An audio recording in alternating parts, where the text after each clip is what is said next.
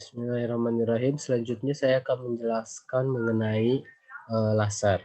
Laser atau yang dapat yang kepanjangan dari Light Application by Stimulated Emission of Radiation, yang merupakan mekanisme suatu alat yang memancarkan radiasi elektromagnetik, biasanya dalam bentuk cahaya yang tidak dapat dilihat maupun dapat dilihat dengan mata normal melalui proses pancaran tes stimulasi.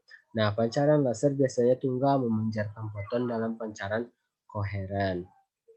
Nah, eh, laser juga dapat dikatakan efek dari mekanika kuantum. Dalam teknologi laser, cahaya yang koheren menunjukkan suatu sumber cahaya yang memancarkan panjang gelombang yang diidentifikasi dari frekuensi yang sama, beda fase, dan yang konstan dan polarisasinya. Selanjutnya, untuk menghasilkan sebuah cahaya yang koheren dari medium lasing adalah dengan mengontrol kemurnian, ukuran, dan bentuknya. Sinar laser tidak seperti sinar biasanya. Sinar laser memiliki sifat tersendiri pada sinar yang dihasilkannya, yaitu monokromatik, koheren, dan kolimasi. Nah, monokromatik ini dapat diartikan satu panjang gelombang saja yang dihasilkan. Nah, keuntungan dari sinar monokromatis ini adalah absorpsi dan ablasi dapat ditargetkan pada kromofor spesifik yang tergantung pada panjang gelombang tertentu. Nah, koheren. Yang kedua, koheren artinya pada frekuensi yang sama dan menuju satu arah yang sama sehingga cahayanya menjadi sangat kuat, terkonsentrasi dan terkoordinir dengan baik. Nah, yang ketiga, kolimasi artinya adalah sinar laser itu sejajar, utuh, tidak menyebar dan sangat terarah. Keuntungan dari sinar kolimasi dan koheren kemampuan untuk memfokuskan sinar pada target yang sangat kecil. Nah, selanjutnya eh, ada komponen dan mekanisme prinsip kerja laser. Nah, laser bekerja dengan cara menggetarkan elektron antara dua tingkat energi pada suatu material. Proses getaran itu dimulai dengan pemberian foton kuanta cahaya berenergi tertentu yang bersesuaian dengan selisih energi antara dua tingkat energi elektron sehingga merangsang emisi cahaya lanjutan dengan energi yang sama. Secara umum, suatu alat laser terdiri 3 komponen, yaitu media laser, gen medium, sumber energi pemompa, pumping set, dan resonator. Nah, medium laser.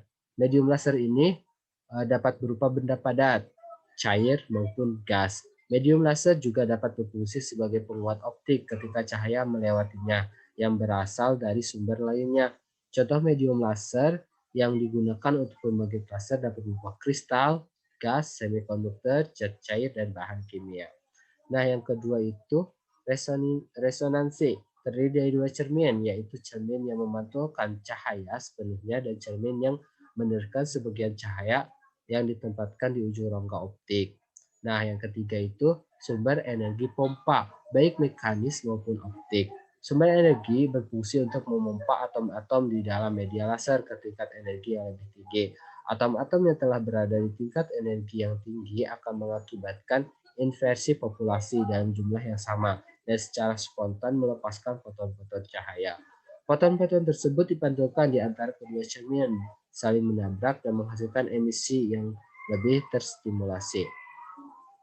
Energi foton pada panjang gelombang dan frekuensi yang sama keluar dari cermin penerus sebagai cahaya dan menembus bentuk sinar laser.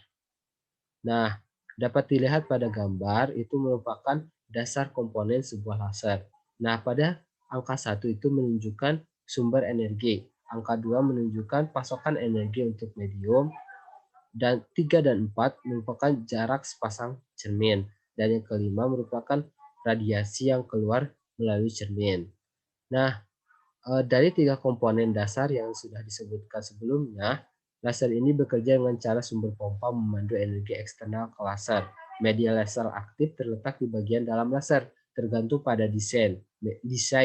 Media laser dapat terdiri dari campuran gas, laser CO2, dari tubuh kristal, laser YAG, atau fiber kaca, laser fiber. Saat energi dimasukkan ke media laser melalui pompa yang memancarkan energi dalam bentuk radiasi. Media laser aktif terletak di antara dua cermin resonator.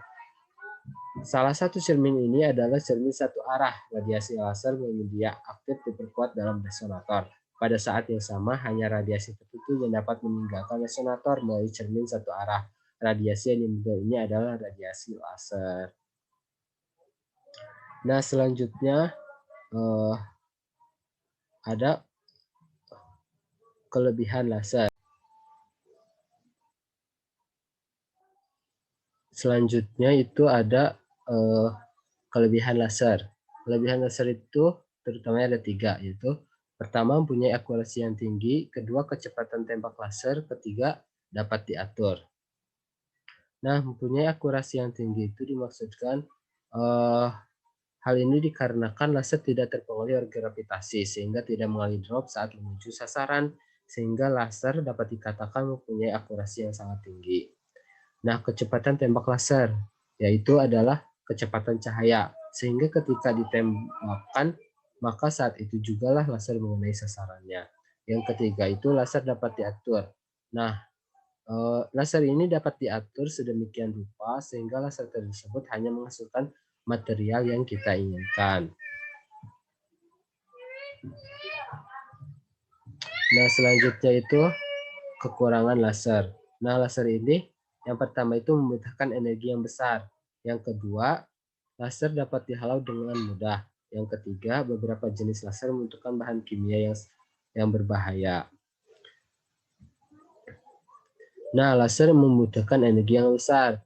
Nah, semakin kuat laser yang diinginkan, semakin besar energi yang dibutuhkan untuk menggunakannya. Yang kedua itu kekurangan itu laser dapat dihalau dengan mudah.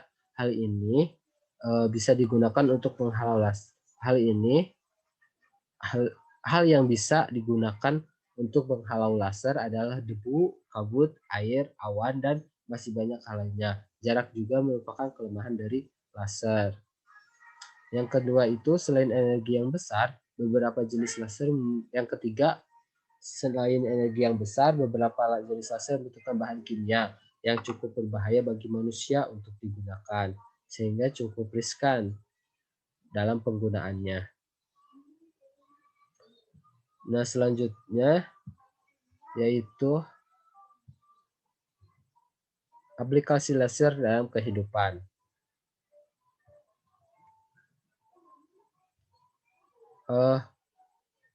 Setelah ditemukannya laser, penggunaannya semakin nyata dan bermanfaat di berbagai kehidupan untuk kepentingan manusia.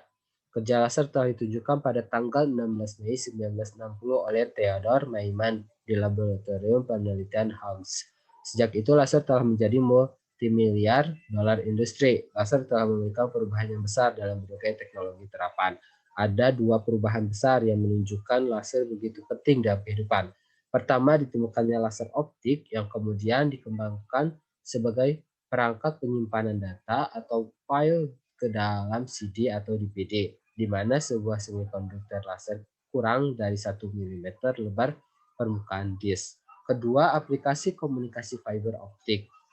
Kedua penemuan tersebut berpengaruh besar terhadap teknologi-teknologi lainnya seperti fotografi, printing, aplikasi barcode, laser printer, laser pointer, dan sebagainya. Nah, di sini saya akan menjelaskan beberapa aplikasi laser dalam kehidupan sehari-hari. Yang pertama itu di bidang industri. Di bidang industri banyak sekali kegunaan sinar laser, diantaranya sebagai sumber energi yang dapat memanasi bidang yang sempit tanpa mengurangi bagian luarnya. Contohnya itu mengelas logam miniatur dalam peralatan elektronik maupun mengelas logam besar. Laser juga dapat mengelas kawat yang halus dalam tabung kaca. Yang kedua, kegunaan dalam kehidupan sehari-hari itu dalam bidang komunikasi. Nah, di dunia telekomunikasi penggunaan laser lebih banyak manfaatnya. Salah satunya adalah untuk menampung ratusan ribu saluran telepon atau ribuan saluran televisi pada waktu bersamaan.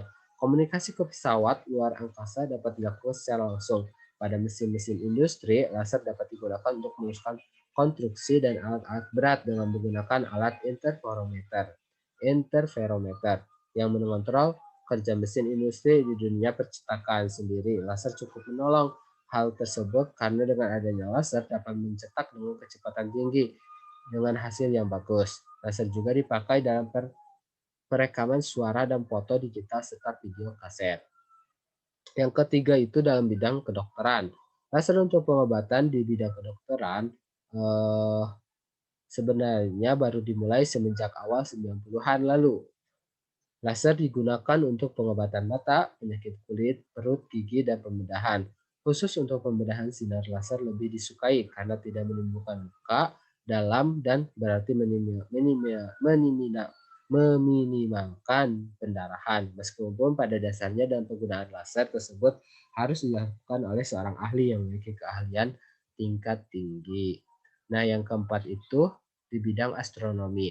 Ada banyak cara untuk mengukur jarak bumi ke bulan. Yang paling modern dan akurat ketelitiannya dalam sentimeter adalah dengan menggunakan laser yang ditembakkan ke cermin atau reflektor yang diletakkan di bulan oleh Neil Armstrong dan kawan-kawannya saat pertama kali menginjakan kakinya di bulan. Kemudian mengukur waktu tempuh laser tersebut kembali ke tempat semula atau bumi.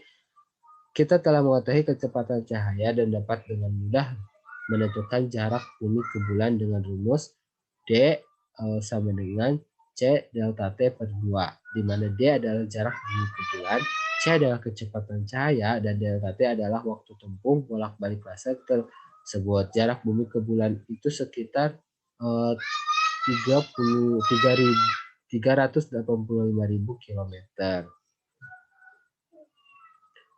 Nah, mungkin cukup sekian presentasi dari saya. Mohon maaf apabila ada kekurangan.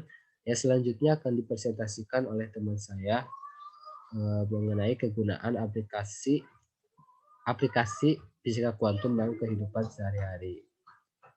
Terima kasih.